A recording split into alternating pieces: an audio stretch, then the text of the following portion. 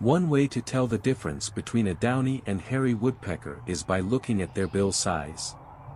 Downy woodpeckers have a short bill that is about 1/3 the length of their head, while hairy woodpeckers have a longer bill that is about the same size as their head.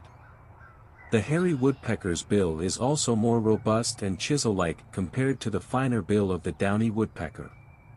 By paying attention to bill size, you can easily distinguish these two woodpecker species even from a distance.